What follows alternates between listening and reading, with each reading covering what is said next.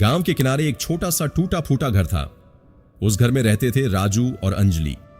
दोनों पति पत्नी इतने गरीब थे कि कई बार रात को बिना खाना खाए ही सोना पड़ता था। राजू रोज सुबह 5 बजे उठकर ईंट भट्टे में मजदूरी करने जाता था। उसके हाथों में छाले थे, चेहरे पर धूल थी, लेकिन आंखों में एक सपना था, एक दिन अपनी पत्नी को खुश रखूंगा। अंजलि भी उसके साथ भट्टे में काम करती थी। तेज धूप, जलती मिट्टी और पसीने से भीगे कपड़े, फिर भी दोनों के चेहरे पर प्यार था। एक दिन दोपहर में काम करते करते अंजलि बोली, अंजलि धीमी आवाज में, राजू कब तक ऐसे जिंदगी कटेगी? राजू मुस्कुराया और बोला, गरीब जरूर हैं अंजलि, लेकिन हारे नहीं हैं। उस दिन अंजलि की आंखों में आंसू आ गए। भट्टे का मालिक बहुत कठोर आदमी था। वो मजदूरों को इंसान नहीं मशीन समझता था। एक दिन तेज बारिश हो रही थी। सभी मजदूर काम छोड़कर भाग गए, लेकिन राजू अकेला भीगते हुए ईंटें बचा रहा था। तभी वहां एक बड़ी गाड़ी आकर रुकी। गाड़ी से एक अमीर आदमी उतरा।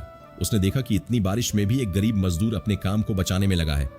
वो आदमी राजू के पास आया और बोला, अमीर आदमी, सब लोग भाग गए, तू क्यों रुका है? राजू ने मिट्टी से भरे हाथ जोड़कर कहा, साहब, अगर ये ईंटें खराब हो गईं तो मालिक हम गरीबों की मजदूरी काट लेगा। हम गरीबों के लिए एक दिन की कमाई भी बहुत बड़ी होती है। उस आदमी ने राजू की बात सुनी और चुप हो गया। अगले दिन अचानक भट्टे पर खबर आई कि शहर की एक बड़ी कंपनी नए मजदूर नहीं, ईमानदार लोगों को नौकरी देना चाहती है। सभी लोग हैरान थे। थोड़ी देर बाद वही अमीर आदमी आया।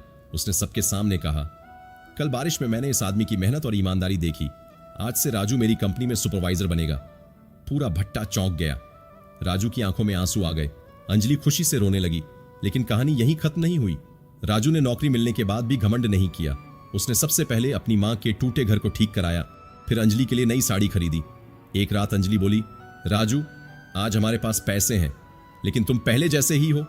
राजू मुस्कुराया और बोला, गरीबी इंसान की जेब में होती है अंजलि, दिल में नहीं। समय बीतता गया।